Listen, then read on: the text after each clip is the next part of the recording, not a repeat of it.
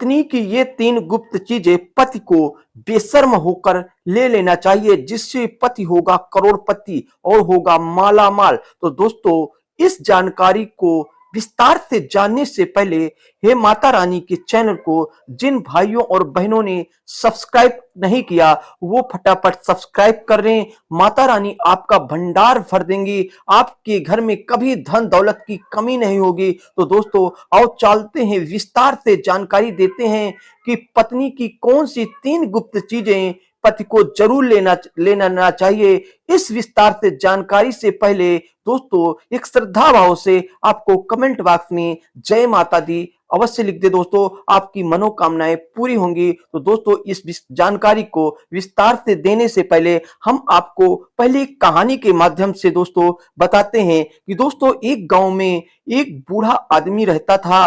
वो दोस्तों दंपत्ति जोड़ा था। उनके दोस्तों एक पुत्र और एक दोस्तों पुत्र की दोस्तों पत्नी भी रहती थी। अर्थात एक ही घर में चार लोग रहा करते थे। दोस्तों, जो पुत्र था वो बहुत ही दोस्तों धैर्यवान था और बहुत ही दिमागदार था। तो वो दोस्तों विदेशों में दोस्तों पैसा कमाया करता था और अपने घर से चला जाया करता था। जो उसकी दोस्तों बहू थी वो भी बहुत ही बुद्धिमान थी। वो बुद्धिमान इस प्रकार की थी, वो चिड़िए और जानवरों की आवाजों को पहचान जाया करती थी। जो चिड़िया थी, जानवर थे, उनकी आवाज को पहचान जाया करती थी, जान जाया करती थी आखिर ये दोस्तों चिड़िया या जानवर क्या बोल रहे हैं। एक दिन की बात है दोस्तों, वो दोस्तों बूढ़े पिता का पुत्र जो तो वो विदेश चला जाता है। अब यहाँ घर में तीन ही लोग बचते हैं, एक दंपत्ति जोड़ा और एक बहू बचती है। अब एक दिन क्या होता है, रात में दोस्तों बहू अचानक सियार की आवाज सुन करके अचानक जंगल में चली जाती है रात में। अब ये जानकारी दोस्तों उन बूढ़े और बूढ़ी आदमी को पता चलती कि हमारी बहू रात में इधर उधर चली जाती है। तो वो दोस्तों लड़के के ना होने से उसको चरित्रहीन ठहराता है कि आखिर हमारी ये बहू जो है चरित्रहीन है, क्योंकि रात में जंगल पर चली जाती है। परंतु दोस्तों इस बात को समझ करके उसने अपने मन में छोड़ा, दोस्तों दिमाग लगाया कि इस बहू को हम कल इसके मायके छोड़ाते हैं। दूसरे दिन दोस्तों वो दंपत्ति एक दोस्तों रथ सजाते हैं और अपनी बहू को बैठा करके दोस्तों मायके उसके लेते चले जाते हैं। जैसे मायके लेकर जाते हैं दोस्तों, तो उन्हें एक पहलवान आदमी दिखाई देता है और कहता है, बूढ़ा आदमी कहता है, ये देखिए कितना हष्ट पुष्ट आदमी है। तब वो बहू बोलती है, हष्ट पुष्ट तो है, अगर पीठ ना दिखाए तो। फिर थोड़ा सा आगे बढ़ता है दोस्तों, फिर आगे बढ़ता है और नदी दिखाई देती है। तो बूढ़े आदमी कहता है, आप दोस्तों ये जूते उतार लीजिएगा और नदी को पार कर लीजिएगा। परंतु वो दोस्तों बहू बिना जूते उतारे ही नदी को पार कर जाती है। उसके दिमाग में और ज्यादा बुढ़े के दिमाग में आ जाता है कि अभी तो ये चरित्रहीन है, पर ये संस्कारी भी बहू नहीं है। उस पार उतर करके फिर आगे बढ़ते हैं तो उन्हें एक गांव दिखाई देता है। वहां पर बहुत सारे खुशहाल लोग दिखाई दे रहे थे, बहुत ज्यादा हंस रहे थे। तो उस बूढ़े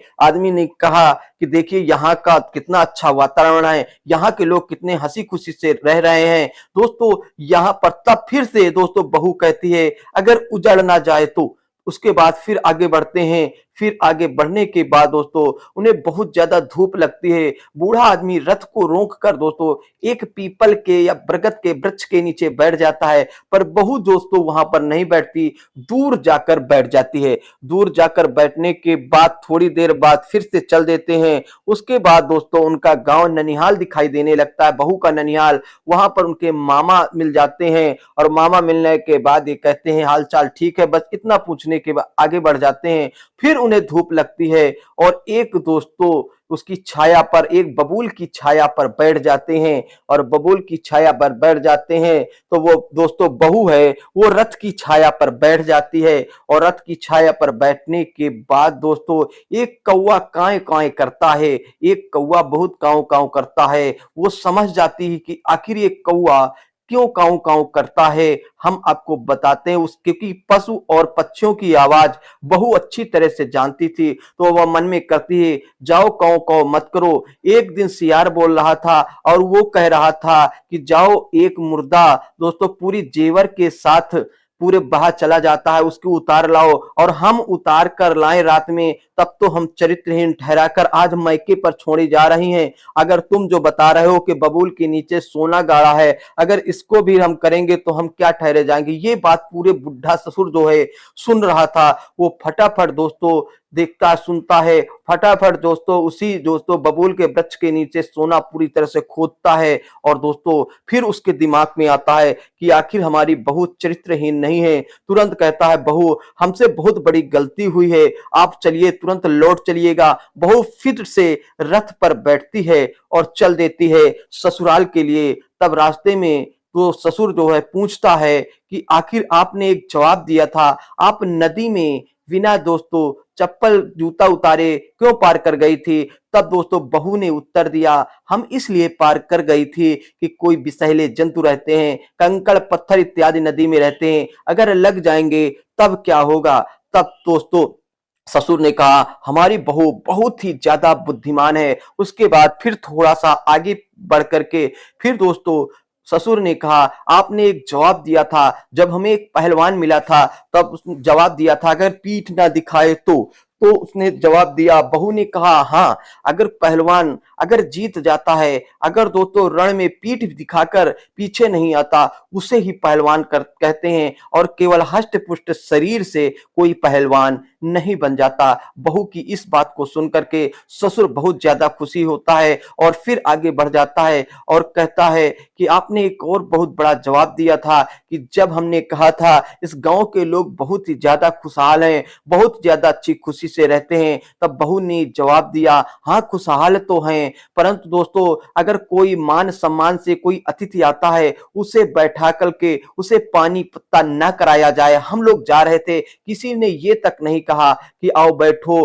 आओ छाए पर बैठ जाओ। तो ये गांव के लोग अपने आप पर खुशी हैं, अतिथि को सम्मान करना नहीं जानते, इनके संस्कार नहीं है। और जहां पर संस्कार नहीं होता उसको उजड़ने में बहुत समय नहीं लगती। तो बहू की इस बात को सुनकर के ससुर की आंखों में आंसू आ जाते कि हमारी बहू तो बहुत बुद्धिमान है। तो दोस्तों फिर उसके बाद घर आ जाते, ससुराल से आ जाते हैं। उसके बाद दोस्तों ससुर अपनी पत्नी से इन सब बातों को बताता है और दोस्तों सास भी दोस्तों गले लगा लेती है पत्नी की। और पत्नी की अब हम चलते हैं मुख्य बिंदु पर कि पत्नी की कौन चीजें दोस्तों गुप्त चीजें दोस्तों पति को जरूर लेनी चाहिए। तो आप लोगों को बता दें, एक तो होती है दोस्तों सलाह जरूर लेनी चाहिए, पहले नंबर पर अपने पत्नी से सलाह जरूर लेनी चाहिए। दूसरी बात है कि पत्नी क्या पता किस चीज में दोस्तों विशेषज्ञ हो। देखिएगा वो पत्नी दोस्तों जानवर और पक्षियों की भाषा समझ जाती थी, तो उस बात को मानना चाहिए। और तीसरी बात है अपनी पत्नी से दोस्तों प्रेम जरूर करना चाहिए, क्योंकि जीवन रूपी गाड़ी को चलाने के लिए पति पत्नी एक ही सिक्के के दो पहलू हैं या एक ही गाड़ी के दो पहिया हैं। कोई भी पहिया अगर कमजोर हो जाएगा तो जीवन रूपी गाड़ी कभी नहीं चलेगी। और कभी भी दोस्तों कभी भी किसी आदमी को बहुत जल्दी उसको परख नहीं लेना चाहिए कि आखिर वो रात में गया है या दिन में गया है तो वह चरित्रहीन ही है, और भी कुछ कारण हो सकते हैं। तो सब कुछ जानने के बाद ही किसी भी आदमी पर ब्लेम लगाना चाहिए, किसी की सुनाई पर या किसी के बताने पर किसी भी आदमी को दोस्तों दोषपूर्ण नहीं बताना जानना चाहिए। दोस्तों आपको ये जानकारी कैसी लगी? जानकारी अच्छी लगी हो तो वीडियो को लाइक एंड शेयर करें, माता रानी के चैनल को जरूर सब्सक्राइब करें। और दोस्तों एक बार श्रद्धा भाव से कमेंट बॉक्स में जय माता दी जरूर लिख दें। माता रानी आपका भंडार भरेंगी, क्योंकि माता रानी दोस्तों जिसके घर में आ जाती हैं उसके घर में खुशियां आ जाती हैं। वो दोस्तों करोड़पति बन जाता है, वो माला माल हो जाता है।